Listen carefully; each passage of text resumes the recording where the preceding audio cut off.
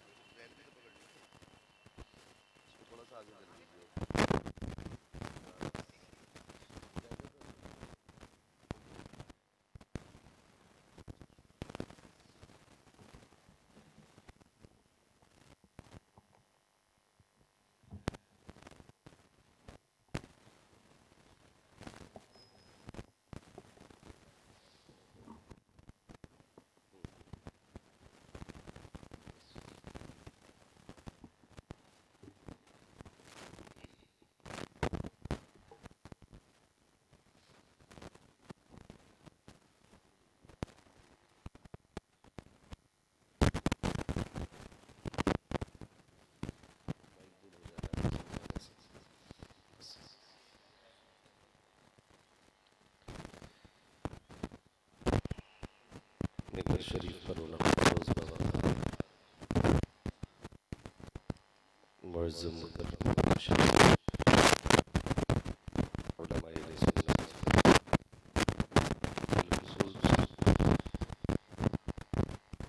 साहिब सज्जादा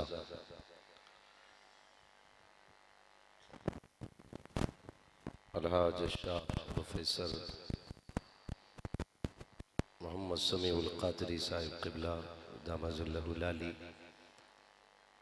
नक़ीब अहले सुन्नत महबूब गौहर साहिब क़िबला, भाई हबीबुल्लाह फैज़ी साहिब क़िबला, भाई दिलबर शाही साहिब क़िबला, जुमला अरबाब मिंबर और महफिल पाक में तशरीफ़ फरमा मोहतरम बुजुर्गों, नौजवान साथियों, अजीज़ बच्चों, अस्सलामु अलैकुम व रहमतुल्लाहि व बरकातुहू। सेटिंग जैसी थी इसकी वैसी रहने दीजिए। अल्हम्दुलिल्लाहि रब्बिल आलमीन वल आक़िबतु लिल मुत्तक़ीन वस्सलातु वस्सलामु अला रसूलिहिल करीम अम्मा बअद फ़अऊज़ु बिल्लाहि मिनश शैतानिर रजीम बिस्मिल्लाहिर रहमानिर रहीम या अय्युहल्लज़ीना आमनुत्तक़ुल्लाहा व कूनू मअस सादिक़ीन आमन्तु बिल्लाहि सदक़ल्लाहु मौलानल अज़ीम व सदक़ रसूलुहुन नबियुल उम्मियुल मुतीउल मुबीनुल मुईनुल करीम व नहनु अला ज़ालिका लमिनश शाहिदीन व शाकिरीन वल्हम्दुलिल्लाहि रब्बिल आलमीन। या खुदा बहरे जनाबे मुस्तफ़ा इमदाद कुन, या रसूल अल्लाह अज़ बहरे खुदा इमदाद कुन, या शहीदे करबला, या दाफ़िए करबो बला, गुलरुखा शहज़ादे गुलबो क़बा इमदाद कुन, गौसे आज़म बमने बेसरो सामा मददे, क़िबले दी मददे काबे ईमा मददे, बगिरदाबे बला उफ्ताद कश्ती मदद कुन मदद कुन मदद कुन, या मुईनुद्दीन चिश्ती क़ादरी यमुना रे, या गौसे आज़म भी ज़नम दमज़ शेख अहमद रज़ा ख़ां क़ुत्ब आलम भी ज़नम, बलग़ल उला बिकमालिही कशफ़त दुजा बिजमालिही हसनत जमीउ ख़िसालिही सल्लु अलैहि व आलिही।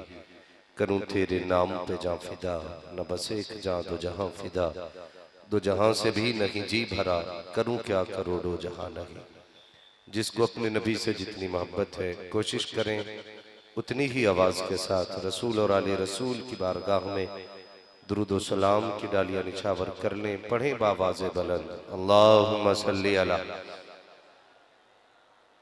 सय्यदिना व शफ़ीइना व नबीना मौलाना मुहम्मदिन मअदिनिल जूदि वल करम व आलिहि व अस्हाबिहि व बारिक व सल्लिम सलातन व सलामन अलैका या रसूल अल्लाह सल्लल्लाहु तआला अलैहि वसल्लम।